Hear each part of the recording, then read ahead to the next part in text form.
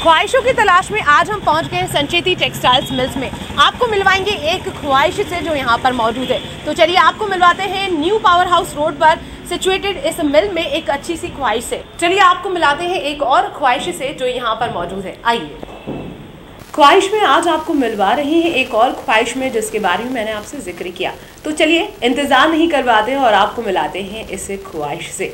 इस ख्वाहिश का नाम है इतिका भंडारी संचेती। आप एक डिज़ाइनर हैं। इनकी सबसे खास बात ये कि अभी काफ़ी यंग हैं लेकिन आगे अपनी लाइफ में बहुत कुछ करना चाहती हैं। बस इसी ख्वाहिश को पकड़कर उन्होंने अपनी इस जर्नी को शुरुआत दे दी है और चल रही हैं अपने इस पड़ाव की तरफ। हम तो चाहते हैं कि वो अपनी सफलता को जल्दी से पकड़ ले, लेकिन चलिए उनसे बात करके जानने की कोशिश करते हैं कि इस सक्सेस को पकड़ने के लिए वो कितनी जद्दोजहद करती आई हैं और आगे क्या सपने लेकर चल रही हैं। चलिए वेलकम करते हैं इतिका का हमारे शो में। आपका बहुत बहुत स्वागत है हमारे शो ख्वाहिश में।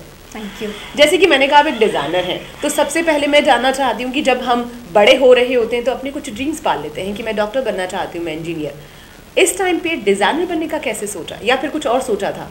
नहीं, सोचा मैंने शुरुआत से, बचपन से ही। जब मैं छोटी सी थी तो ड्रेसअप प्ले करती थी, कांच में अपने आप को देख के साड़ी पहनती थी, कभी कुछ पहनती थी। तो हमेशा से यही था कि एक फ़ैशन डिज़ाइनर बनना है। पर जैसे जैसे मैं आगे बढ़ी तो ख्याल चेंज होते रहे। मैंने सोचा कि नहीं, फ़ैशन डिज़ाइनिंग के सिवा भी मेरा एक दूसरा प्रोफेशन होना चाहिए। तो मैं जब स्कूल मैंने पास की उसके बाद मैंने सोचा कि मैं वकालत कर सकती हूँ, तो मैं उसकी ओर चली गई। पर बीच में ही मुझे वापस से लगा कि नहीं, मुझे फ़ैशन में ही जाना है, क्योंकि जो बचपन से मेरी चाह थी फ़ैशन की तरफ। और मैं ड्राइंग करती थी, दिन रात बैठे बैठे स्केचिंग करती थी, कभी आधी रात में। तो एक ही चीज़ थी मेरे जीवन में जो मुझे रात तक जगा सकती है, वो थी फ़ैशन।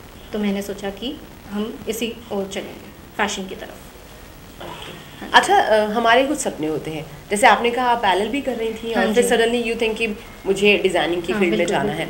लेकिन जब हम अपना डिसीजन बदलते हैं तो उस वक्त एक जो इंटरप्शन होता है या फिर एक इंटरफेरेंस होती है हमारे पेरेंट्स की। They can give us opinion about that कि आप इस करियर में जाइए या इसमें जाइए। तो पेरेंट्स का कितना सपोर्ट रहा कि हाँ यू कैन कैरी ऑन? यही कारण था कि मैंने LLB की, क्योंकि मेरे फादर खुद एक LLB थे। तो वो चाहते थे कि मैं LLB करूं। और फैशन, हमारे कल्चर में ऐसा लगता था कि क्या फ़ैशन करना। तो फैशन डिज़ाइनिंग के लिए इसलिए उन्होंने मुझे इतना मोटिवेट नहीं किया पहले शुरुआत में। फिर 3rd ईयर ऑफ लॉ, जैसे मैंने 5 ईयर लॉ कोर्स किया है, तो उसकी जो तीसरे साल में मैंने फिर से सोचा, मैं पढ़ रही थी वकालत, मुझे अच्छी लगती थी, पर मुझे फिर भी फैशन की तरफ इंटरेस्ट था। तो मैंने सोचा नहीं, मुझे फ़ैशन ही करना है। तब मेरी माँ ने मुझे बहुत सपोर्ट किया और उन्होंने पापा से बोला कि नहीं, आप इसे करने दीजिए जो ये करना चाहती है। तो इसी तरह मैंने छोटे से बुटीक से शुरुआत की, घर के एक रूम में। मैंने कुछ 50 गारमेंट्स अपने हिसाब से तैयार किए, टेलर्स के यहाँ जाके, कारीगर के यहाँ जाके, दिन रात उनके साथ बैठकर 50 गारमेंट तैयार किए। और इसी तरह मैंने 2015 में इसको स्टार्ट किया। घर पे सितंबर की बात है ये। छोटी सी एग्जीबिशन लगाई, उसमें घर वाले, रिलेटिव्स, फ्रेंड्स, मतलब जिनको भी मैं जानती थी उनको बुलाया। अच्छा, नीचे से शुरुआत की? हाँ बिल्कुल। तो उन्होंने देखा तो वो आश्चर्यचकित रह गए कि अच्छा, ये काम भी आप कर सकती हैं क्या। तो मुझे बहुत अच्छा लगा ये सुन के। उससे मेरे मम्मी पापा भी बहुत खुश हुए, उनको लगा हाँ ये कर सकती है।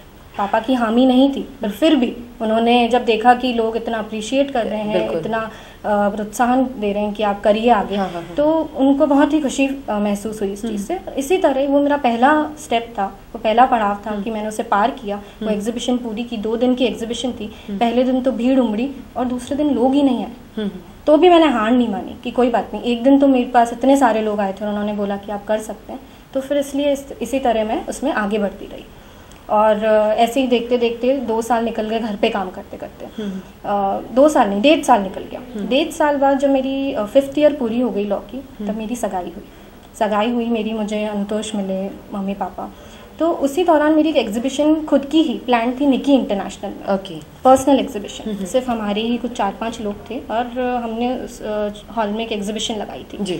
तब मम्मी पापा पहली बार वहाँ, मतलब मेरे इन-लॉज पहली बार वहाँ आए आफ्टर एंगेजमेंट। उन्होंने देखा, और देखा ही नहीं, मेरे खुद के मम्मी पापा से ज़्यादा सपोर्ट किया कि भाई हमारी बहू इतनी टैलेंटेड है, इतना अच्छा। 2 दिन तक, सुबह से लेकर शाम तक मम्मी पापा वहीं थे मेरे साथ एग्जीबिशन। अच्छा। हर कस्टमर को, हर आने वाले इंसान को उन्होंने इतनी खुशी से जाहिर किया कि हमारी होने वाली बहू ये काम करती है। तो उस चीज़ से मुझे बहुत ही खुशी महसूस हुई और मुझे लगा कि हाँ, मतलब मैं वाकई में ये चीज़ कर सकती हूँ। क्योंकि कहीं ना कहीं एक थॉट था मन में कि शादी के बाद क्या होगा, मैं कर पाऊंगी या नहीं कर पाऊंगी। या यहाँ पे मेरे को आपसे एक सवाल पूछना है। देखिए, शादी से पहले हमारी लाइफ अलग होती है, शादी के बाद हमारी लाइफ अलग होती है। या तो आदमी की ग्रोथ शादी के बाद होती है या पहले होती है, अगर माना जाए तो। अगर मैं आपसे एक सीधा सटीक सवाल पूछूं कि आपकी जो असली ग्रोथ है वो शादी से पहले थी या शादी के बाद इन लॉज के साथ? मैं ये कहूंगी कि ग्रोथ मेरी हो रही थी पर वो रुक सकती थी। Yes. पर जैसे ही मुझे मेरे पति का, मेरे इन-लॉज का सपोर्ट मिला yes. तो वो चीज़ अलग लेवल पे चली गई।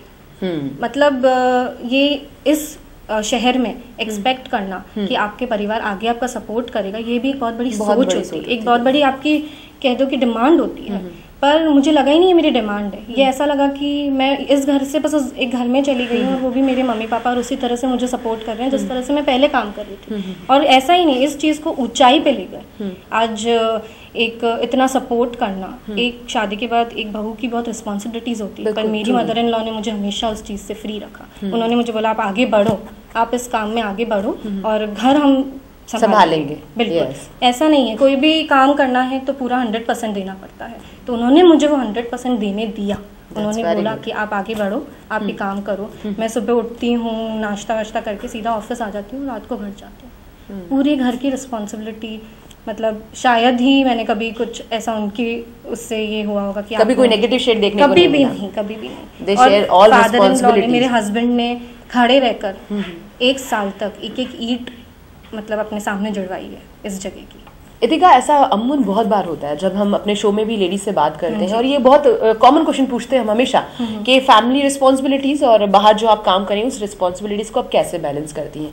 अगर मैं आपसे पूछूं कि आप लेडीज को क्या टिप्स देना चाहेंगी कि कैसे वो अपने हाउस वर्क को और अपने बिजनेस को या अपने वर्क को कैसे बैलेंस कर सकती हैं, तो आप उन्हें क्या ओपिनियन या एडवाइस देना चाहेंगे? मैं बस एक ही चीज़ कहना चाहूँगी कि हम लोग आज की महिला हैं, हमारी सोच जिस तरह से चलेगी और अगर हमारे परिवार वालों की भी सोच उस जैसी है और वो आपको इतना सपोर्ट कर रहे हैं उस चीज़ में, आपको सिर्फ एक ही चीज़ करनी है। आपको ये नहीं सोचना है कि ये मेरा ससुराल है या मैं किसी और जगह आके रह रही हूँ तो मेरे पे ये रिस्पॉन्सिबिलिटीज, आपको समझिए मेरा ही काम है। और आप जब ये सोचते हैं, आप उसको अपना परिवार मानते हैं, आपको लगता है कि मेरा परिवार, तो आप उसी तरह रहते हैं जैसे आप पहले रहे थे। आप अपने आप में भी वो बदलाव लाने की कोशिश नहीं करते, आप झूठापन लाने की कोशिश नहीं करते। जो सच्चाई है वो ये है, और जिस तरह से वो आपको सपोर्ट करते हैं, वो आपको अपना बच्चा मानते हैं, वो आप उसी तरह से बस उस फ्लो में चले जाते हैं। और रिस्पॉन्सिबिलिटीज़ की बात है तो हर एज के साथ एक रिस्पॉन्सिबिलिटी आती है, एक आपको किरदार मिलता है। पहले आप किसी की बेटी थे, अब आप किसी की बहू हैं, कल आप किसी की माँ होंगे। तो मैं उस हिसाब से ये बोलती हूँ कि उस किरदार के हिसाब से आप अपनी रिस्पॉन्सिबिलिटी समझ के वो काम कीजिए। आप ये मत कीजिए कि मुझे ये काम करना पड़ेगा, वहाँ पे मुश्किल आती है। जब आप ये सोचते हैं कि काम करना पड़ेगा, काम करना है क्योंकि ये काम आपका है, आप जी रहे हो किसी चीज़ के लिए, आपके परिवार के लिए, आप कर क्यों रहे हो ये सब कुछ। मेरा तो एक ही मकसद है, मैं अगर जी रही हूँ तो मैं अपने परिवार के लिए जी रही हूँ। Very true. हाँ। अच्छा, मेरा एक और सवाल आपसे है, आप डिज़ाइनर कपड़े बनाती हैं, हाँ, इतना सारा संभाल रही हैं, कारीगर्स भी हैं, लेबर्स भी आपके साथ काम करते हैं, एम्प्लॉइज़ भी हैं, कभी कभी कोई ऐसा डर लगता है कि यार इतना बड़ा काम हाथ में ले लिया, कर रही हूँ, रिस्क, कुछ खोने का डर कि कोई नुकसान हो गया तो मैं लोगों को कैसे जवाब दूंगी, कैसे फेस करूंगी, इन लॉज के क्या ओपिनियन हो सकते, कभी ये डर आता है मन में? बिल्कुल, ये डर बहुत बार आया है बेशक, पर इसमें सबसे बड़ा साथ मेरे हस्बैंड का है। उन्होंने जितना रिस्क उन्होंने लेना सीखा है लाइफ में, और बेशक उन्होंने अपने पेरेंट्स से सीखा है, तो उन्होंने जितना रिस्क लेना सीखा है लाइफ में, मैं भी एकदम वैसी की वैसी थी, हमेशा रिस्क टेकिंग। तो ये चीज़ हमारी मैच हो गई। तो कभी भी अगर मैं अटक जाती हूँ तो वो बोलते नहीं, घबराने की बात ही नहीं, जब इतना बड़ा आपने काम लिया है तो आपको करना है। या कभी वो अटक जाते हैं तो बस मैं भी उन्हें यही बोलती हूँ। तो हमारा आपस में ऐसा मेल है कि रिस्क टेकिंग जो फैक्टर होता है वो दोनों का एकदम बिल्कुल मिलता है। तो उस चीज़ में आपको बहुत ही सपोर्ट मिलता है। अगर आपको कोई ऐसा साथी मिल जाए जो आपकी हर बात को समझता हो तो बहुत बार ऐसा काम आता है। ऐसा नहीं है कि हमने भी ये चीज़ सीखी है, जैसे मैंने आपको बताया कि मैं प्रोफेशन से लॉयर हूँ, मैंने ये कुछ इस चीज़ का कुछ उम्दा कोर्स नहीं किया, मैंने सब यूट्यूब से या इन चीज़ों से सीखा है, या कारीगरों के साथ दिन रात बैठ के सीखा है। तो कहीं ना कहीं गलतियाँ होती हैं तो हम उससे सीखते हैं, और हम उस गलती को इस तरह से नहीं लेते कि ये हमसे हो नहीं पाएगा, ये हमसे ज़रूर होगा। और इस चीज़ में मैं 100% मानती हूँ कि मेरे पति ने मुझे हमेशा सपोर्ट किया। My husband is always been very supportive कि आप ये कर सकती हैं, आपने ये किया है और आप हमेशा कर पाएंगी, तो इसीलिए मैं उस चीज़ को कर पाती हूँ। इतिका बहुत बहुत शुक्रिया बात करने के लिए। और सबसे बड़ी बात है कि लेडीज़ के लिए तो आप मिसाल बनेंगी ही, मोटिवेट तो होंगी, लेकिन जो यंग गर्ल्स हैं हाँ। जो अपनी ग्रोथ शुरू करेंगे उनके लिए भी कहीं ना कहीं आप मोटिवेट करने के लिए माध्यम ज़रूर बनेगी। और हमारी भी ख्वाहिश है आपसे ये कि आप ऐसे ही काम करते रहें और हम आपको हमेशा इस तरह मुस्कुराते हुए देखते रहें। Thank you so much. Thank you.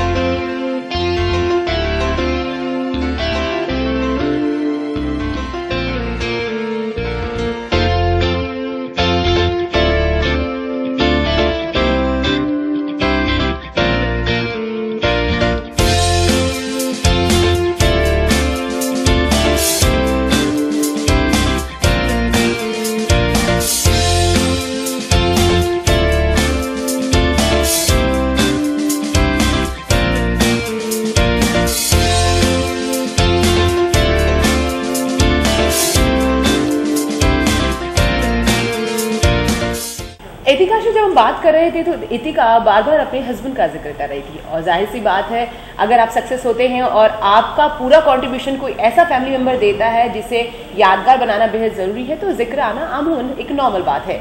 इतिका ने भी जिक्र किया अपने हस्बैंड के बारे में।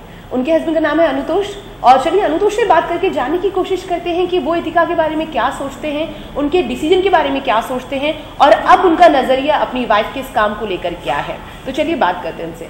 सर, आपका हमारे शो में बहुत बहुत स्वागत है। जब हम इतिका से बात कर रहे थे 10 में से 8 बातें वो आपके बारे में कर रही थी, बार बार जिक्र कर रही थी माय हस्बैंड सो सपोर्टिव। तो first of all I want to know कि आप क्या काम करते हैं सर? मैं अपना पेरेंटल टेक्सटाइल बिजनेस संभालता हूँ जी, जो आज से 1970s में मेरे दादाजी उमरावल जी ने शुरू किया था जी। मेरे फादर भी उसी में कंटिन्यू किए और एड ऑन्स करते रहे उसी में। उसी को मैं फॉलो कर रहा हूँ, उसी को मैं परस्यू कर रहा हूँ अभी। वो काम है मतलब जो बेसिकली सरदार जो पगड़ी पहनते हैं जी, उसके अंदर हम करीबन 160+ शेड्स बनाते हैं। अच्छा, तो उसी का हमारा पेरेंटल काम है, तो वो मैं परस्यू कर रहा हूँ। अच्छा, वो इतिका आपका बहुत जिक्र कर रही थी कि आप बहुत सपोर्टिव हैं, तो आपने किस तरह इतिका को सपोर्ट किया? नहीं, मैंने उसको सपोर्ट नहीं किया। अच्छा, वो उसी का पैशन था जो मैंने देखा, और मुझे ऐसा लगता है, ऐसा लगा कि जो आदमी अपने पैशन को फॉलो करता है वही आदमी अपनी लाइफ आगे ढंग से और अच्छे से जी पाता है। बिल्कुल, हर आदमी को अपना पैशन फॉलो करना चाहिए। और हालांकि हम दोनों एक दूसरे के माध्यम बने उस चीज़ को परस्यू करने में, तो वो चीज़ तो वो कर रही थी पहले से, और जैसे ही हमारा जब साथ हम दोनों का हुआ, मेरे को ऐसा लगा कि मुझे इसको सपोर्ट करना चाहिए ताकि इस काम को ये आगे और बढ़ा सके और अपने पैशन को और फॉलो कर सके। अच्छा, अमूमन क्या होता है जब वाइफ कोई काम करना शुरू करती है तो ऐसा भी होता है कि हस्बैंड्स नेगेटिव शेड दिखाते हैं, why you want to do this, और क्या मेरी कमाई कम पड़ रही है, क्या घर नहीं संभाल सकती, इस तरह के नेगेटिव थॉट्स भी आते हैं। तो वो लोग या वो आदमी या फिर वो जेंट्स या वो हस्बैंड जो इस तरह के नेगेटिव शेड्स अपनी वाइफ्स को लेकर रखते हैं या फिर नहीं रखने चाहिए, तो उनके लिए आपके क्या ओपिनियन, क्या मैसेज देना चाहेंगे आप? मेरा यही कहना है कि भगवान ने हमको बनाया है और सबको सिमिलर बनाया है। यस, तो सबको सिमिलर काम ही करना चाहिए। तो मतलब ऐसा नहीं है कि वो क्यों कर रही है और मैं क्यों कर रहा हूँ और ये मेरे को करना चाहिए। अपन किसी को अलाउ करते नहीं है, बिल्कुल, वो उसकी खुद ही की होती है कि हर आदमी को खुद ही को पूछना चाहिए कि मुझे करना चाहिए कि नहीं करना। तो अपन किसी को रोकने के माध्यम होते ही नहीं। अगर वो उसको करना है तो वो उसको करना चाहिए। अगर उसको दूसरी चीज़ें में इंटरेस्ट है, जैसे उसको घर संभालने में इंटरेस्ट है तो वो करे, उसको अगर इसमें इंटरेस्ट है तो वो करे, अगर वो दोनों करना चाह रहे हैं तो वो दोनों करे। तो अपन को किसी को रोकने के लिए मना कर, मतलब ऐसा करना ही नहीं चाहिए। मतलब हम अपने लाइफ में किसी को रोक नहीं सकते, वो आदमी खुद अपना डिसीजन लेता है। मैं अपने डिसीजन खुद लेता हूँ, वो अपने डिसीजन खुद लेती है। तो जो जिसको करना चाहिए वो अच्छा लगता है वो करना चाहिए। अच्छा, एक खट्टा मीठा सवाल मैं आपसे पूछती हूँ। वो लॉस के बारे में भी बात कर रही थी कि they are so supportive, your parents are so supportive. घर का काम महिलाएं करती हैं, जैसे आपकी मॉम हो गई, तो कभी आपको ऐसा फील होता है कि इतिका को घर पे मेरी मॉम की हेल्प करनी चाहिए, या फिर वो बिजनेस संभाल रही, तो कभी फील होता है कि नहीं, मॉम को रेस्ट करना चाहिए, इतिका को काम करना चाहिए, इतिका क्यों बिजनेस में आ गई, ऐसा कभी? हमारे केस में कुछ अलग ही है। अच्छा मम्मी को किचन का काम करना इतना पसंद है, मतलब हमारे लिए रोज एक नया दिन होता है किचन में। She is always ready with new dish in house. मतलब कुछ ना कुछ नया एक्सपेरिमेंट चलता रहता है, तो उनको इतना शौक है। तो मेरे ख्याल से हमको कभी ऐसा फील नहीं हुआ। पर मेरे ख्याल से इतिका घर पे भी काम करती है और यहाँ पे भी करती है। That's very और good. इनफैक्ट मेरे को भी ऐसा लगता है कि मुझे भी कम से कम कभी किचन में भी करना चाहिए, तो मैं भी कोशिश करता करनी चाहिए। मम्मी की करनी चाहिए, Okay. इतिका की करनी चाहिए, और आप जाके खुद के लिए भी खाना बनाओ तो अच्छी चीज़ है। Very good, very good. आपने बात की और ये बताने की कोशिश की कि कैसे एक लेडी का सपोर्ट कर सकता है एक इंसान, कैसे एक हस्बैंड अपनी वाइफ का सपोर्ट कर सकता है। इसके लिए थैंक यू सो मच बात करने के लिए। Thank you so much.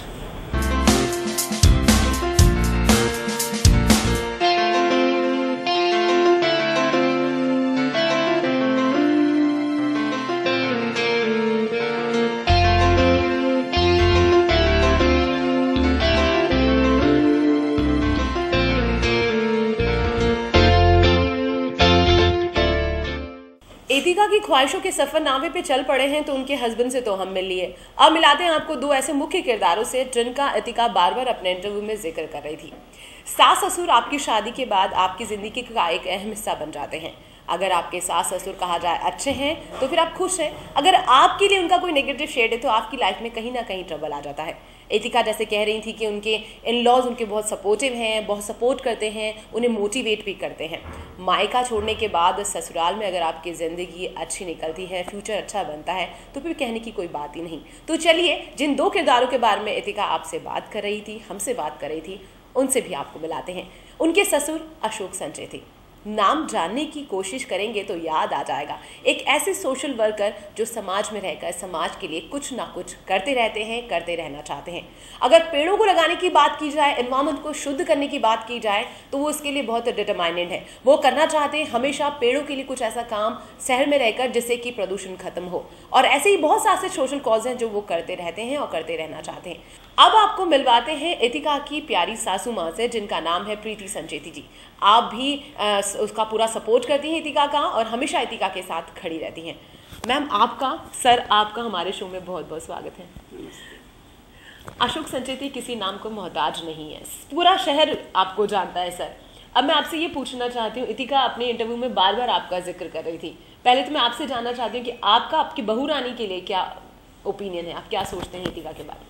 मैंने कभी उसको अपनी बहू नहीं समझा है जी। जैसे मेरी 2 डॉटर्स हैं, हाँ। तो वो तीसरी डॉटर है जी। तो हम एक जिस तरीके से हमारा पहले एक फैमिली थी तो she is also part of our family only. जी। अच्छा, जैसे कहा जाता है कि बहू होती है, बहू कभी बेटी नहीं बन सकती है, इस सोच को आप जैसे डिनाई कर रहे हैं और वो भी कह रही थी इतिका भी कि आप उसे बहुत सपोर्ट करते हैं। तो इतिका ने जब आपको अपना डिसीजन बताया या फिर ये कहा होगा कि मैं इस काम को कैरी ऑन करना चाहती हूँ, तो आपने कितना सपोर्ट किया? मुझे शुरू से ये आदत रही है कि अगर बच्चे कुछ काम अपने बलबूते पे करना चाहते हैं जी, तो एज ए पेरेंट हम लोगों को उनको पूरा सपोर्ट और उनको एक फ्री हैंड देना चाहिए जी। बच्चे तभी ग्रो करेंगे और रिजल्ट आपको जब ही मिलेगा जब आप उनको फ्री हैंड देंगे, वो रिस्क लें और उस रिस्क के पीछे हमारा पूरा सपोर्ट रहना चाहिए। और बेसिकली ये उसका शुरू से एक पैशन रहा है कि वो एक अच्छी डिज़ाइनर थी, जो हमें हमारी डॉटर के शादी के वक्त अच्छी तरीके से पता चला। उसने 27-28 राजपूती ड्रेसेस बनाई थी, तो तब से मुझे लगा कि अगर ये इस काम को करेगी तो बहुत अच्छा कर सकती है। तो जब इन्होंने ये प्रपोजल लेके आए तो मैं बहुत खुश था। सिर्फ मैंने यही कहा था कि भाई आपको किसी, ये लोग मेन मार्केट में कोई चाह रहे थे कि भाई हम वहाँ शुरू करो, मैंने कहा मैं मेरी प्रीमाइसेस में ये काम करना चाहूँगा। आप अपनी जगह पे एक्सपांड कर सकते हैं, बाहर की जगहों पे आपको थोड़ा एक लिमिटेशंस रहेगा और वहाँ पे सिक्योरिटी का और दूसरी सारी प्रॉब्लम्स रहेगी। यहाँ मेरी प्रीमाइसेस के नीचे हम लोग हमारा टेक्सटाइल का पेरेंटल बिजनेस कर रहे हैं, तो यहाँ पे इनको और इन्होंने हाँ भरी और उसके बाद ये कहानी शुरू हुई है और भगवान से यही प्रार्थना है कि ये लोग खूब अच्छा करें। जी, thank you so much sir. अच्छा मैम, अब आपसे मेरा सवाल है आपके पुत्र वधू इतिका के बारे में। वो आपको भी बहुत रिस्पेक्ट देती हैं और बार बार अपने इंटरव्यू में आपका जिक्र कर रही थी। एज ए बहू आपकी क्या एक्सपेक्टेशंस है इतिका से? मुझे वैसे इनोवेटिव बच्चे अच्छे लगते हैं, जो जी। क्रिएटिव हो हमेशा, जी। कोई भी हो, चाहे वो मेरे बच्चे हो चाहे और बच्चे भी हो। जी। तो मुझे उसमें लगा कि हाँ ये कुछ क्रिएटिव है और इसको ये शौक है तो आगे बढ़े। तो मैंने कहा घर का तो क्या है, घर का तो अपन एक सर्वेंट रख के भी कर सकते हैं, बिल्कुल, पर ये बच्चे अगर कुछ करना चाहें तो करें और आगे बढ़े और सक्सेस मिले इनको हमेशा। बिल्कुल। तो और उसने भी मुझे सपोर्ट किया, नहीं मम्मी है, और थोड़ा बहुत वो काम करके भी जाती है कि नहीं मम्मी मैं आपके पास कुछ कर लेती हूँ, पर अच्छे से मैनेज होता है। आपने वर्कलोड नहीं दिया घर का, ये सोच के कि वो बाहर काम कर रही, सपोर्ट किया। अच्छा, वो सास जो अपनी बहू को सपोर्ट नहीं करती, हालांकि ये सवाल थोड़ा सा अटपटा, लेकिन फिर भी ऐसी भी सास हैं जो जिन्हें अभी ये सोच नहीं लगती है कि उन्हें बहू का सपोर्ट करना चाहिए, उनको आप क्या मैसेज देना चाहिए? नहीं, वो थोड़ा मिले लोगों से, बाहर निकले, तब उनको उन बच्चों की रिलेटिव पता चलेगी कि हाँ भाई बच्चे कुछ कर सकते हैं, तो इनको सपोर्ट करना चाहिए और अच्छा लगता है। आपके लिए बहू और बेटी में कोई फर्क है या दोनों बराबर? नहीं, वो तो आप उसी से पूछिए। मैंने तो मेरे 3 बच्चे हैं, तो मैंने उसको कहा तू चौथी बच्ची है, तभी वो हर जिक्र में आपका ही जिक्र कर रही थी जी। तो मैंने कहा कि 4 बच्चे हैं मेरे, और बिल्कुल बच्चों की तरह ही रहती। मुझे तो लगता ही नहीं है कि कोई बहू आ गई है घर में, ऐसा लगता है कि बच्चे ही हैं, ये भी बच्ची है। अच्छा, जब वेदिका ने इस काम का जिक्र किया होगा तो आपको टेंशन हुई कि पता नहीं ये काम आगे सक्सेस होगा या नहीं? वो अनुतोष उसके साथ था, तो मुझे लगा कि वो संभाल लेगा। बिल्कुल। Thank you so much sir बात करने के लिए। Thank you so much ma'am बात करने के लिए, बहुत बहुत शुक्रिया।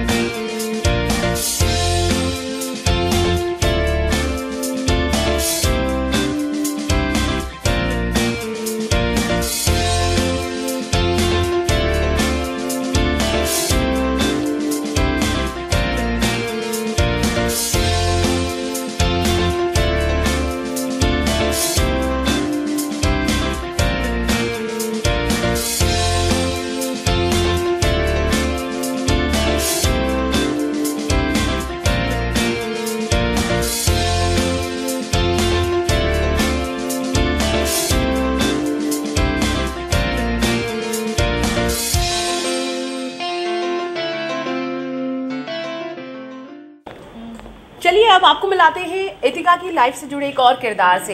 ये किरदार भी अपने आप में बेहद खास है। ननंद भाभी का रिश्ता हमेशा खट्टा मीठा सा रहता है। या तो आपकी ननंद आपको परेशान करती है या फिर बहुत सारा प्यार देती है। अब आपको मिलाएंगे एक और किरदार जो है इतिका की ननंद जी, और उनका नाम है अनुश्री। तो चलिए आपको मिलवाते हैं अनुश्री से और जानने की कोशिश करते हैं कि वो क्या सोचती हैं अपनी भाभी इतिका के बारे में। हेलो अनुश्री, आपका हमारे शो में बहुत बहुत स्वागत है। Thank you. हेलो। अच्छा, हम बात कर रहे थे ननंद भाभी के रिश्ते की। ये तो हमेशा से चलता आ रहा है कि खट्टा मीठा रिलेशन रहता है, पर हम आपसे जानना चाहते हैं कि आप अपनी भाभी इतिका के बारे में क्या ओपिनियन रखती हैं? कभी उनको मैंने भाभी बुलाया ही नहीं है, मतलब आज भी मैं उनको दीदी ही बोलती हूँ, और भाभी निकलता है तो हंसी आ जाती है क्योंकि कभी बोला ही नहीं है। इतने सालों से, हम लोग उनको 10 सालों से जानते हैं जी, तो कभी लगा ही नहीं कि भाभी ननद का कुछ भी बात है। मतलब आज वो मेरी एक बड़ी सिस्टर की तरह है, और हमेशा ही उन्होंने मुझे कुछ भी छोटी चीज़ के लिए हमेशा गाइड ही करा है। मॉम के बाद अगर कोई भी जना है जिनके पास मैं जाती हूँ वो इतिका दी ही है।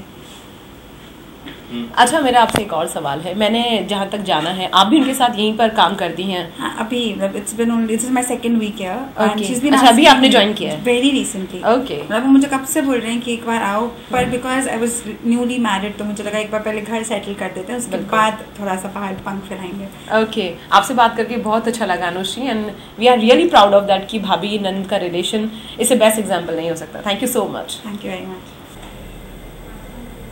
अब आपको मिलाते हैं असिस्टेंट डिजाइनर से। इनका नाम है शिवानी और आप इतिका के साथ काम करती हैं। आपका हमारे शो में बहुत बहुत स्वागत है शिवानी।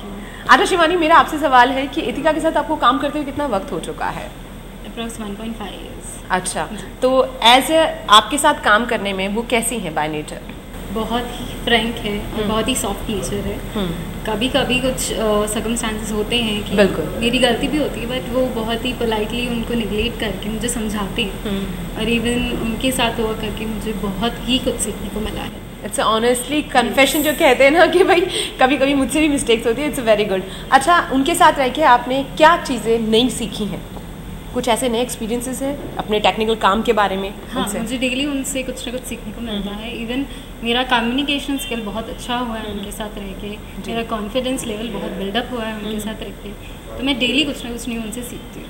रितिका को गुस्सा बहुत आता है या आपको डांटती बहुत है, कभी ऐसा होता है? नहीं, ऐसा कभी नहीं होता।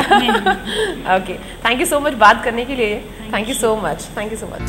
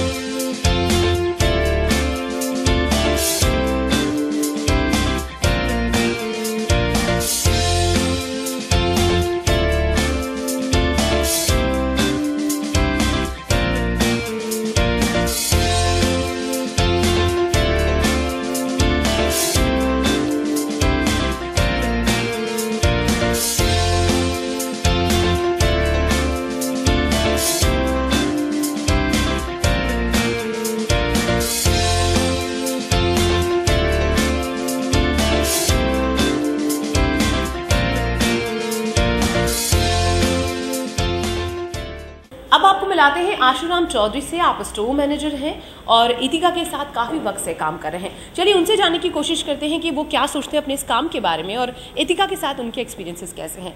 आशुराम जी, आपका बहुत बहुत स्वागत है हमारे शो में। अच्छा, आपको कितना वक्त हो गया है यहाँ पे काम करते हुए? 1 साल से आप यहाँ हैं, तो आप सारा मैनेजिंग का काम संभालते हैं, स्टोर मैनेजर का?